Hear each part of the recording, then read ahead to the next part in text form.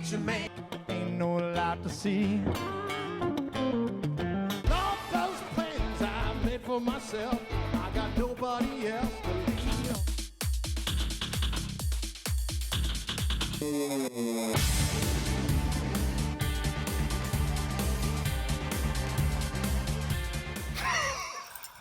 Welcome back to the Big Biz Show. Ladies and gentlemen, once again, the Aquadolls. Boom!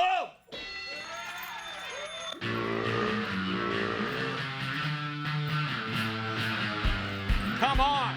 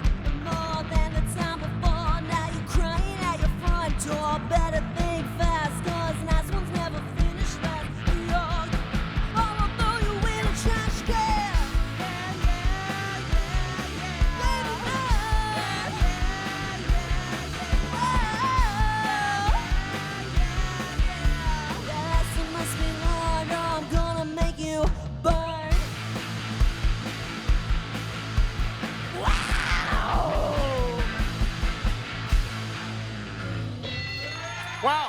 Yeah. The 4 words Mike always hears when he's giving his wife an excuse.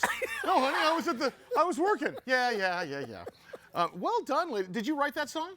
Yes, he did. I got a couple questions. I have a couple things. Did you modify the lyrics for national television?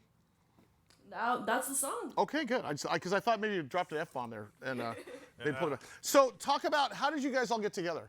Like, where'd you meet? Shows. Yeah, going to shows. Like, it looked like the home and garden show. You guys like, hey, she looks like a bass player. How did you guys connect? Like, We were fans. Me, Kayla, and I were fans. Her. And Wait a minute. Were you famous before? the Aquadolls have been going for a while, but they joined in 2018. Really? We were Melissa Brooks We were diehards. Melissa Brooks. If you go So when far you enough, killed the old Aquadolls, you brought these new ones on, right? Yeah. And I have to, so there's this thing about music, because I'm in it, where it seems like harder than it is, because at the end of the day, you just got to go up there and be yourself and play music, right? And there's a fair amount of luck that goes along. And you meet a guy like Rick DeVoe, who founded, who's the lady that wrote Star Spangled Banner? He's been around for a long time. Al Jolson. So he founded Al Jolson, and he founded Blink-182. He was big in the 80s, and now he's big, and he's 80. So, but honestly, isn't there a fair amount of luck to, like, you guys, there's a lot of people that are very talented that Elizabeth Scott Key. Thank you. It's Francis Scott Key. Her too. But isn't it interesting, though, there's a fair amount of luck that goes along with this, right? Because you were always good, and now you guys are good and famous, and you're playing some big shows. So talk about that stuff a little bit. Gotta be lucky, you know, we're lucky that we got to be here today. We're lucky that we have Rick, our manager. We're lucky that we have y'all. It's all about luck. You never know. Manifest destiny. Yes. Wow. Do you know what they call a room full of drummers? Prison. I mean, Okay, so When did you start playing bass? I started playing bass, I want to say like 7-ish years ago. I went to a camp for all girls. You went Band to camp? Bass camp? Band camp, rock band Wow. camp. Okay. And it was, I wanted to play drums, but they only had bass left. And so I was like, I guess it's cool. I know that's the people from NASA. Same thing. I wanted to be a rocket scientist. I wanted to be a brain surgeon, but it was filled. Is that the first instrument you picked up? What's the first thing you played as a kid? I want to know from all three. I played clarinet in middle school. Nice. Piano. Piano was my first. Okay, so that was, and then it just, how many instruments can you play? Oh my God, I did clarinet in middle school. A little bit of drum, a little bit of bass, a little bit of. Violin, piano, drums, one song on the guitar, and bass. I just What's the dabble in one bass song and on the drums. guitar? What's up, my Is it four non-blondes? Is it Dust in the Wind? No. So did you? So Nathan East, who is probably the most prolific bass player in the history of music, who is my best friend and bass player's brother, Eric Clapton's bass player, who's played for everyone from Michael. I mean, he literally, you go Wikipedia Nathan East, the most recorded bass player in the history of music. Do you know why he picked up bass? It was the easiest. That's that's what he said. Now, when did you pick up guitar? And when did you get the pink Squire? I picked this guitar up about last year, Wow. I think. But I've been playing guitar since I was 15. No kidding. Damn. First of all, you sound like Mike, a little boozy, because he gets the hiccups all the time too. So don't worry about it. And last of all, is there a thing? I know in our band we don't rehearse much because, you know, like basically I got nothing to offer up there. Like there's a bunch of great musicians. Without me, they sound like a wedding band. But do you guys actually sit and like rehearse stuff and say, or are you to the point now where it's like, let's just go do it, and if something organic comes up on stage, how do you guys do that? We have to rehearse a lot, but we do like to sprinkle in playtime where we won't get rehearsal done.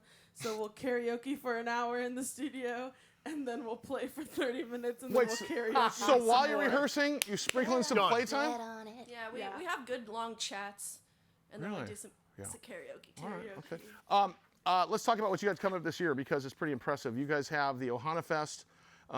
You have the Shaky Knees Fest. It's like like you're shaking like a dog pooping peach seeds right now, dude. It's like, With Fiddler. I'm headlining. so Ohana Fest is when, or was that already? That'll be October 1st. Okay. Right. And then look, I'm a girl dad. Okay. And you know what? You know why my daughters had white wedding dresses?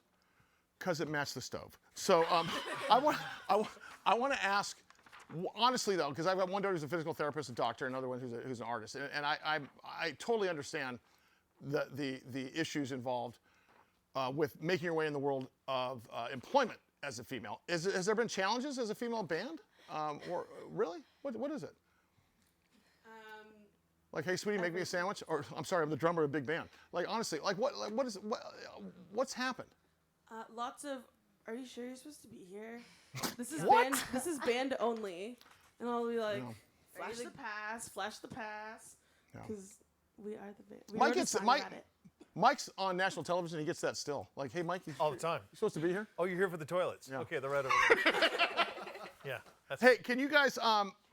First of all, before I let you go, I want to get one more song. Lollapalooza, okay, Austin City Limits, Warped Tour, Incubus Tour, Sublime, Little Chris and the Nightcrawlers, and Miramar Bowl. Fantastic stuff.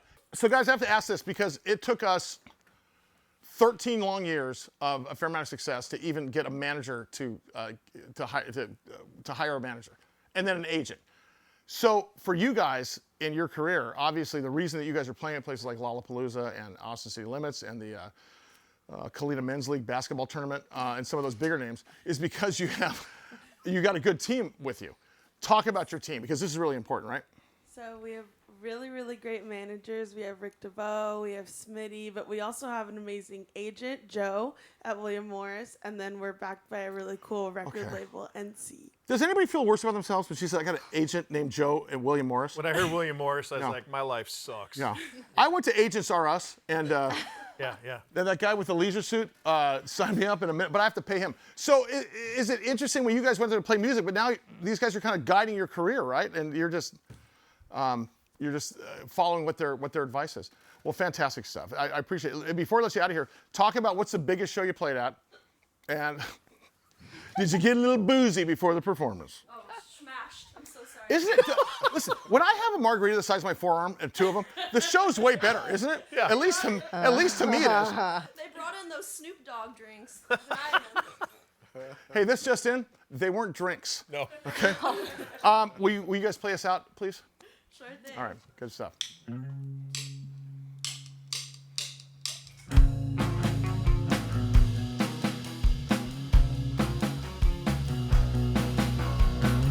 Little number I like to call Snoop Dogg drinks.